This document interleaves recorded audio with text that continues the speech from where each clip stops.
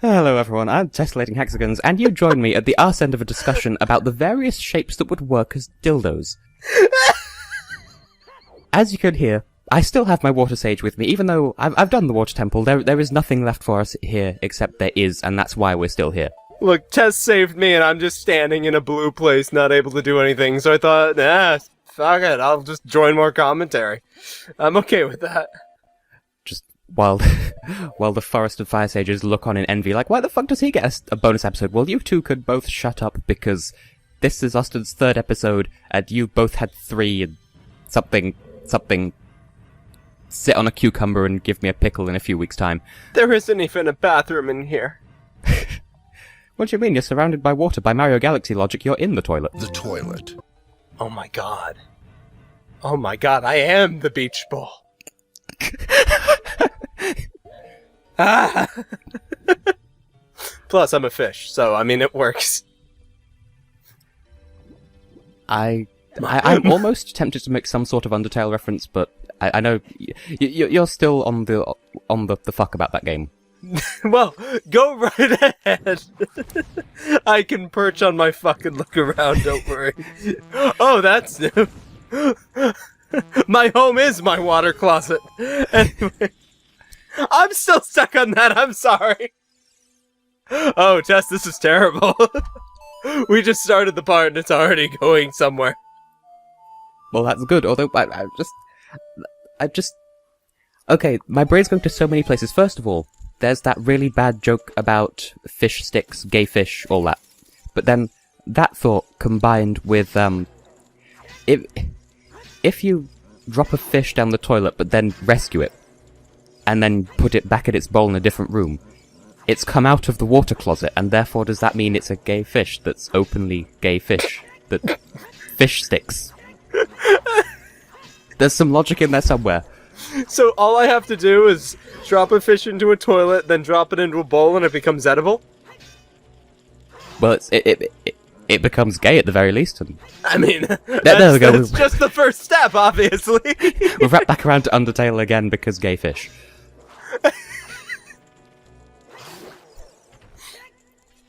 Anyway, what the hap is fucking? I'm fairly sure there's a gold skulltula in here, but... Like, I think that's the whole point of coming in here, but what does this do? Does this do anything? Is it gonna drop a light on my head? It's just... Well, where is the thing? I know there's a thing in here. They wouldn't... There we go, it's on the ceiling. They wouldn't have me come in here for no fuck. Something's fucky about this room. Meanwhile, the audience at home is listening to shake it from the thing and just wondering why you can't hear it. It's stuck in the ceiling. Yes, that is my impression of a skulltula sound, I'm sorry. It was stuck in the ceiling. I was very worried that I wouldn't be able to get it. I don't have a better sound for that, actually. Shake it is the best thing I can do close to that. It sounds like it's sound. Aggressively twerking. You like what you see? Oh my god, there's an entire branch of the dungeon that I didn't do. I thought something was missing. I mean, again, this is what reminds me so much of Jungle Joyride 1, too. Is just how much of this particular dungeon is optional and very interesting stuff that you don't have to see. Did I mention I really like Sonic Unleashed, specifically the DLC? Well, you can go on as much of a tangent about that as you like, because... Oh, I just did. Well, please proceed, because... Make like John Green and fishing boat proceeds... I'm clever, I swear. Oh, I get it, because I'm a fish. Anyway! You're a fish and he's a tumbler. Yes. Ow. God. Something in me has broke. I have laughed too much. Anyway. Now, there's a story behind this one, but I would say, was it your virginity? But that's... No. First of all, it's not the virginity that breaks. See, Second of all, I'm pretty sure it's not from laughing too much. Well, that's the thing. That when I was in high school, there was someone who I think English was their first language, but they were like second or third generation English after having moved from like India or Pakistan or somewhere, and they were making reference to someone having broken their virginity. Huh. And no one had the heart to correct them. Similarly, in 2009, 2010, I think it was, or 2010 and 11. I was on a German exchange. I think I've told this story before. But also, you do this set of rooms backwards as well. I was on a German exchange, and we went to Germany before the Germans came to stay with us. So we went to them in December. I think it was December of 2010, and then they came to us in like March 2011, or possibly 2009 and 10. I don't remember. But in the mornings, they'd tell us what time to get up. Except they'd use, because they weren't fluent in English, but they'd been studying for a few more years than we had, because European countries are better at teaching English than we are at being taught foreign. And so they wouldn't quite get it right. Instead of saying get up, they'd say it's time to stand up. And no one had the heart to correct them. In fact, when they came to stay with us in the March of the following year, we said it as well. We told them, it's like, it's 7 a.m. time to stand up. It's adorable. Literally, of a class of like 10 or 15 English students who all had exchange partners, no one told them. And it's just adorable. Wait, so you got to talk afterwards? No way, dude, they said stand up too?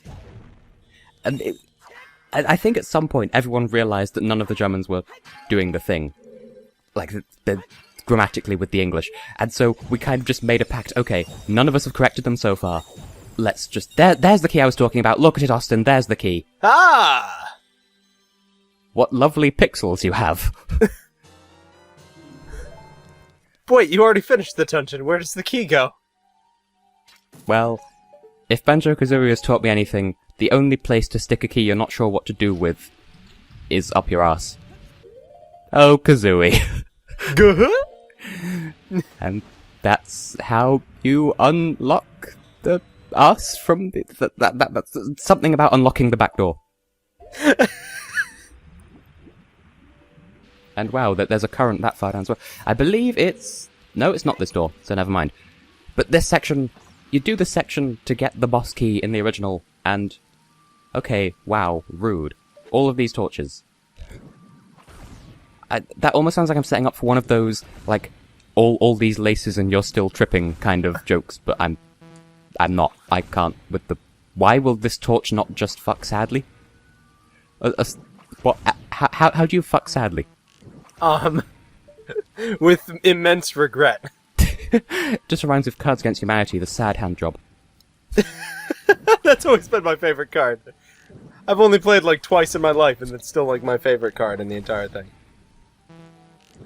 My personal favorites include the combo of there's one of those draw two cards rounds where it's like when you get right down to it, a Ferris wheel.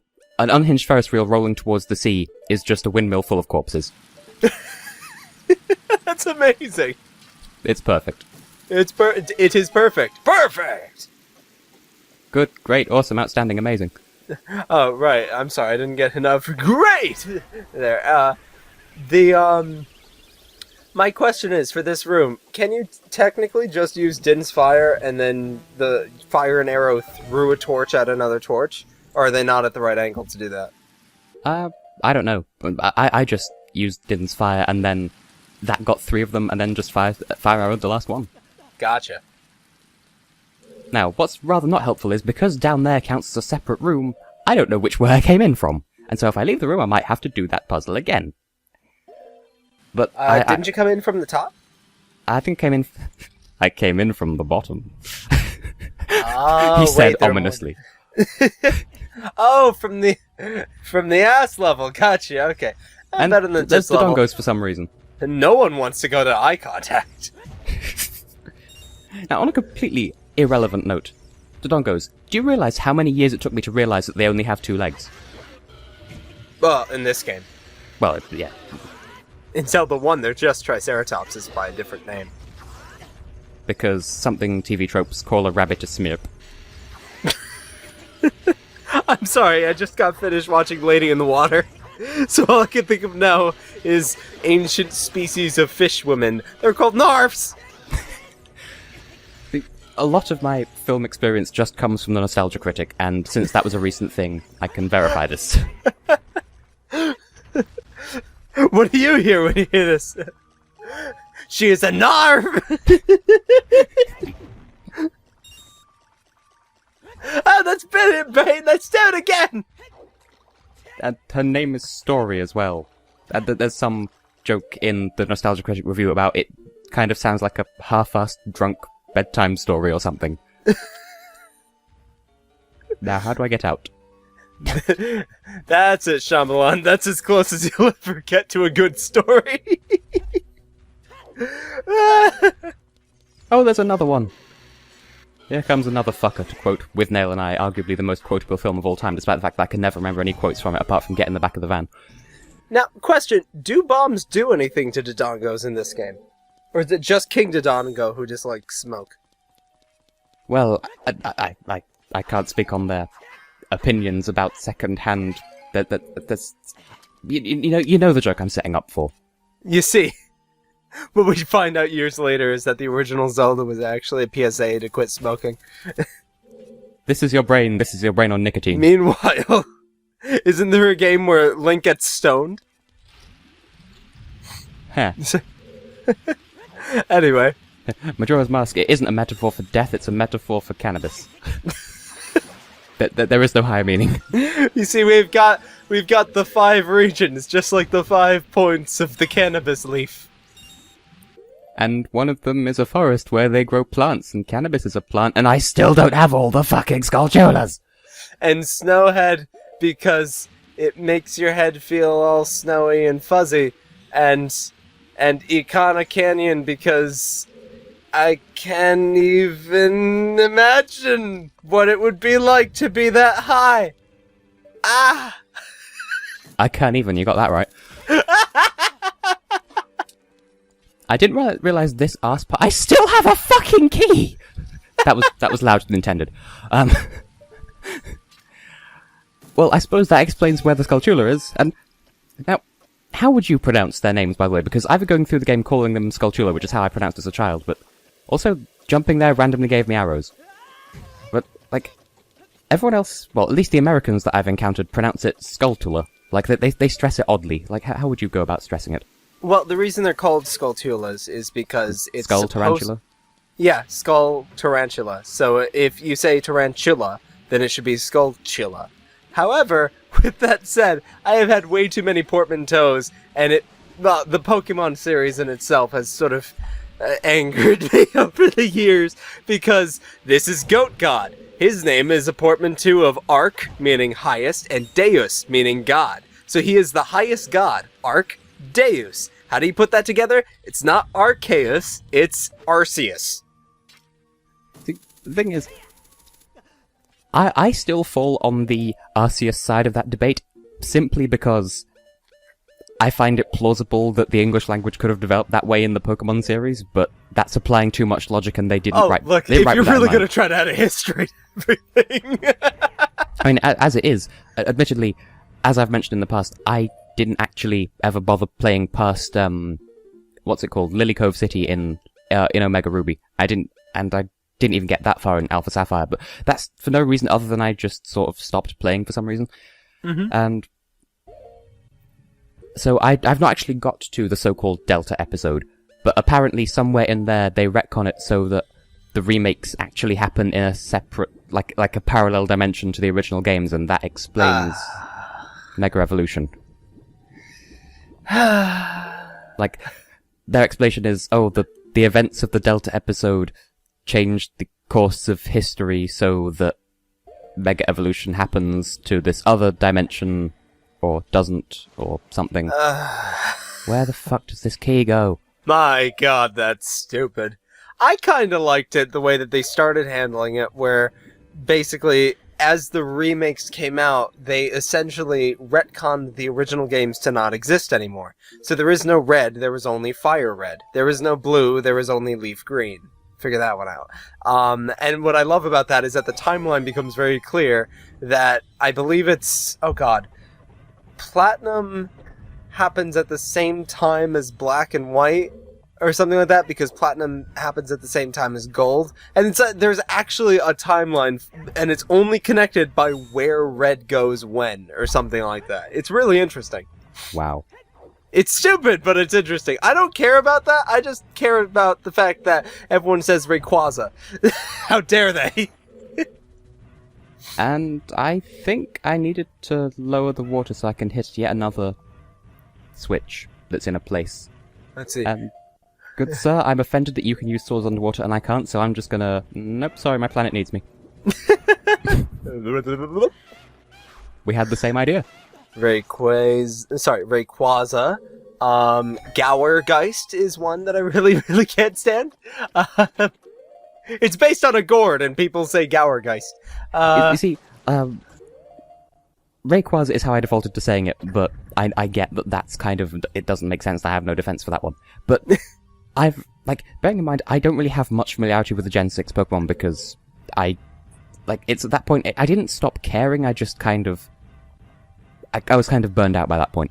Uh-huh. And even I, having seen Gourgeist written once or twice, kind of fucking obvious. It's a gourd, and it's a ghost. So, fucking... The one that is an either-or for me is the other version of Gourgeist.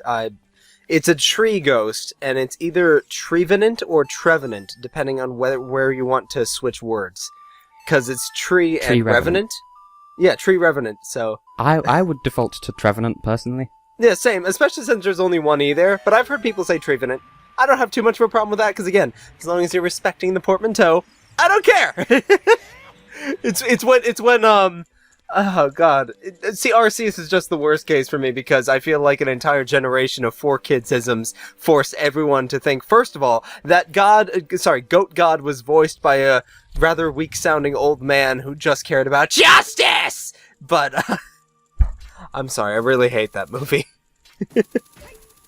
I used to watch the movies religiously, and then I got to the one that was actually about the Pokemon religion, and I couldn't stand it anymore. There's somebody online who made a montage of all the times that that really is Arceus. All the times that Arceus ends up, calling that human beings will be brought to justice! I'm pretty sure that's because well, first of all, Arceus's main move is Judgment, or trademark move is Judgment in the games. So in the Japanese version, he constantly said, "You will be judged. I will bring judgment upon you." And then when they translate it, he says, "You will all be brought to justice! Justice!" Anyway. That, for no reason at all, reminds me of a relatively obscure game for the PS2, which I think was based on, I don't want to say a papercraft anime, because I don't think it was like that. It's just that the style of the game was a bit papercrafty. It's like the Gregory Horror Show, I think it was called. Huh. Well, there's a race of characters in that are all called Judgment Boy. And in the game, they just roam around the building shouting, "Judgment!" Do you know my name? Judgment! And whenever you speak to them, "Judgment!"